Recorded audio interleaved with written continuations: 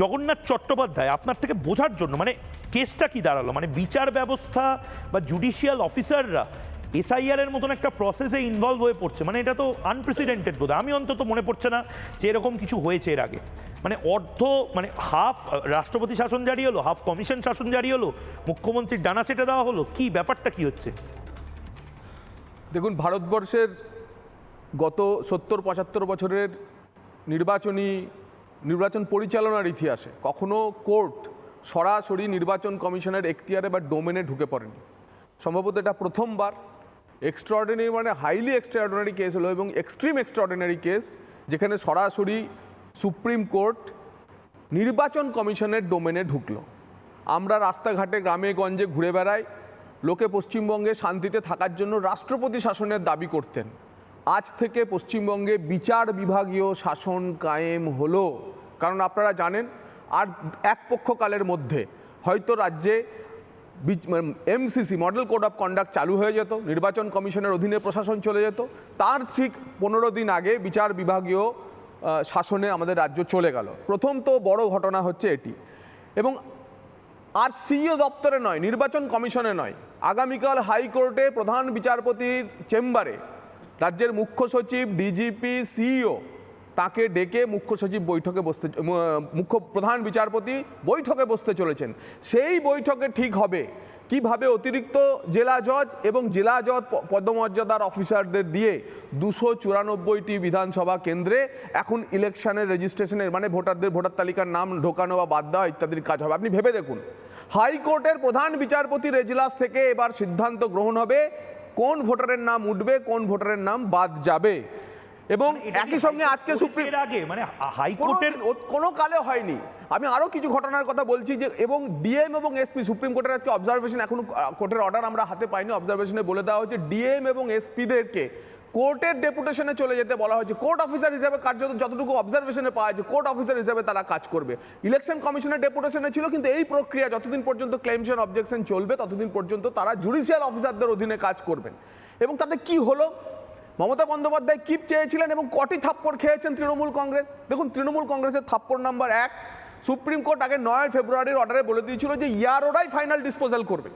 আজকে supreme court ইয়ারোদের ভূমিকা নিয়ে অত্যন্ত অসন্তুষ্ট হয়ে ইয়ারোদের পরিবর্তে জুডিশিয়াল অফিসার লাগাতে বাধ্য হলো, অর্থাৎ অতিরিক্ত জেলা জজ বা জেলা জজ পদমর্যাদার অফিসাররা। এই জায়গাতেই আমার প্রশ্ন, জগন্নাথ দা, মানে যেহেতু আজকে কোনো বিতর্কের জায়গা নেই, আপনাদের চারজনের থেকেই আমি বোঝার চেষ্টা করছি, আমার মতন অনেক দর্শক গ্রামে গ্রামে বোঝার চেষ্টা করছে, এই জাজ সাহেব যারা, তারা তো রাজ্য সরকারের মানে রাজ্যে কাজ করেন, তাদের নিরাপত্তা রাজ্য সরকারের অনেকে দেন। এবং বিজেপিরই একটা অংশ থেকে এই প্রশ্নটা উঠছে যে এর তৃণমূল কংগ্রেস মুচকিয়ে হাসছে না তো, যে জেলায় জেলায় যে কোর্টগুলো, জুডিশিয়াল অফিসার, তাদের একটা শ্রেণী তারা আবার পক্ষপাতদুষ্ট হবেন না তো? এটা অনেকে প্রশ্ন করছেন। দেখুন, লোয়ার জুডিশিয়ারির উপর যে চাপ থাকে শাসক দলের সেটা সবাই জানে, এবং সেই জন্যই সুপ্রিম কোর্ট একদম হায়ার জুডিশিয়ারি থেকে আসা কার্যত অতিরিক্ত জেলা জজ এবং জেলা জজ পদমর্যাদার অফিসারদের রেখেছেন। মনে রাখবেন যে ইয়ারোদের কাছে যে সাব ডিভিশনাল ম্যাজিস্ট্রেটরা থাকেন, এসডিএমরা থাকেন, তারা একটা বিচার বিভাগীয় পার্ট তাদের রয়েছে, কোয়াসি জুডিশিয়াল পার্ট রয়েছে। কারণ নাম গ্রহণ করা বা বাদ দেওয়ার জন্য তাকে একটা স্পিকিং অর্ডার লিখতে হয়, অর্থাৎ এটা জুডিশিয়াল মাইন্ড দরকার। কোর্টও তাই বলেছে। এবং সেই কারণে সেই জায়গা থেকে যে এত যখন বাদ বিবাদ হচ্ছে নাম তোলা বা নাম রাখা নিয়ে, সেজন্য একজন কোর্ট জুডিশিয়াল অফিসারকে দেওয়া হয়েছে, তিনি বসে খুঁটিয়ে দেখে সেখানে অর্ডার করবেন। প্রয়োজনে যদি বাংলাদেশি ধরা পড়ে, রোহিঙ্গা ধরা পড়ে, ভুয়ো সার্টিফিকেট নথি ধরা পড়ে, ধরুন 87 সালের আগের বার্থ সার্টিফিকেট, 87 সালের পরে বার্থ সার্টিফিকেট লাগবে, সেই বার্থ সার্টিফিকেট যদি গত মাসে ইস্যু হয়ে থাকে, বলতেই পারেন এসপিকে, সেই জজ সাহেব যে এক্ষুনি অভিযোগ দায়ের করুন। তাই আমি থাপ্পড় নাম্বার 1 বলছি, ইয়ারোদের অধিকারটুকু গেল। কোর্ট গত 9 ফেব্রুয়ারি যা দিয়েছিল তা সরিয়ে নিয়েছে। 2 নম্বর, এ রাজ্যের আইন শৃঙ্খলা নিয়ে একটা ভয়ঙ্কর সতর্কীকরণ কোর্ট দিয়েছিল। ডিজিপিকে একবার সুযোগ দিয়েছিলেন, আজকে স্পষ্ট বলে দিয়েছেন যে যা পরিস্থিতি আপনাকে আবার একটা আলাদা এফিডেভিট দিতে হবে, এবং যারা এসআইআরের আধিকারিকদের উপর চড়াও হয়েছিলেন, কথা বলেছিলেন, তাদের বিরুদ্ধে ব্যবস্থা গ্রহণের জন্য আপনি কি করেছেন দেখবো, নাহলে আপনার বিরুদ্ধে ব্যবস্থা নেব। 3, মাইক্রো অবজারভারদের নিয়ে স্বয়ং মুখ্যমন্ত্রী গিয়ে সওয়াল করেছিলেন, এবং আজকেও রাজ্য সরকারের আইনজীবীরা বারবার বলতে শুরু করেছিলেন যে রাজ্য সরকারের দেওয়া যে 8,500 গ্রুপ বি অফিসার, তাদেরকে যে কোনো মূল্যে দেওয়া হোক মাইক্রো অবজারভারের কাজ। কোর্ট সেটাকে ওভাররুল করেছে, মাইক্রো অবজারভারদের দেয়নি। এবার সম্ভাবনা কি আছে, এই এতগুলো হলো, জুডিশিয়াল অফিসার হিয়ারিং করলেন, এর মাঝখানে কোর্ট কিন্তু বলল সম্ভাবনা 1, ভোট পিছিয়ে যেতে পারে। কেন? কারণ 50 লক্ষ মানুষকে নিয়ে special roll observer, micro observer, তাদের এলডি বলুন, আনম্যাপ বলুন, তাদের কোনো না কোনো অভিযোগ আছে এদের ডকুমেন্ট আপলোড হয়নি, এদের ডকুমেন্ট ভুল, এদের কারো পেপার কাটিং, সাদা কাগজ, এবং ওই 13টি ডকুমেন্টের মধ্যে ভ্যালিড ডকুমেন্ট নেই, এদেরই ক্লেমস অ্যান্ড অবজেকশন করতে হবে।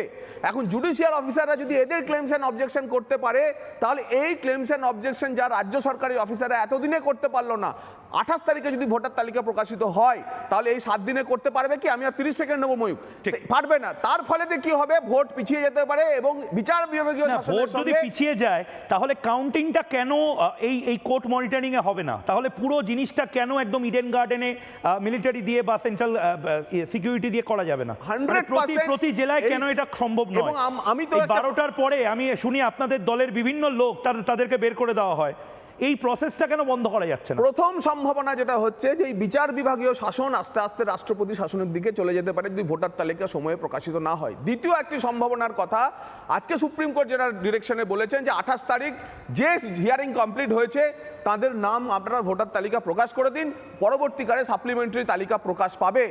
তার মানে 50 লক্ষ ভোটারকে বাদ দিয়ে যাদের ক্লেমস অ্যান্ড অবজেকশন রয়েছে, সম্ভাবনা 2, ভোটার তালিকা নির্বাচন কমিশন বের করে প্রকাশ করে দিতে পারে এবং এই 50 লক্ষ হিয়ারিং জবে হবে, তবে তারপর তাদের সাপ্লিমেন্টারি হিয়ারিংয়ে ভোটার লিস্টে নাম উঠবে। সম্ভাবনা হচ্ছে এই 50 লক্ষ মানুষ সামনের ভোটে ভোট দিতে পারবে না, যাদের অনেকে মুসলমান রয়েছে। এবং আমি বলছি ময়ূক, মমতা বন্দ্যোপাধ্যায় বা তৃণমূল কংগ্রেসের খেলাটা আপনারা ধরতে পারেননি। উনি এই হুমায়ুন কবির, নওশাদ সিদ্দিকী, মিম, এদের আস্ফালন এবং সংখ্যালঘু ভোটের একটা বড় অংশ তাদের দিকে চলে যাওয়ার ফলেতে তৃণমূল কংগ্রেস ষড়যন্ত্র করেছিল যাতে মুসলমানেরা এবার ভোটে ভোটই দিতে না পারে। আর তাই সেই কারণে দীর্ঘ প্রক্রিয়া এবং সুপ্রিম কোর্ট পর্যন্ত নিয়ে গিয়ে লড়াইটা আলটিমেটলি যেটা হলো, পশ্চিমবঙ্গে 50 লক্ষ মানুষ এবারে হয়তো ভোটই দিতে পারবে না। এবং তার ফলেতে যেটা হবে যে এই জুডিশিয়াল অফিসারের প্রচুর অফিসার এরপরেও যেটা ইয়ারোদের শাস্তি পাওয়ার সম্ভাবনা রয়েছে।